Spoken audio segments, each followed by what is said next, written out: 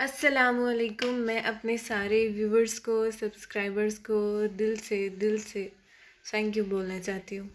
ابھی تو 100 ہوئے ہیں لیکن مجھے بہت خوشی ہے اس کی. میرے باقی سفر میں بھی میرا ساتھ دیجیے گا. اور اب آئیے اذان سنتے ہیں.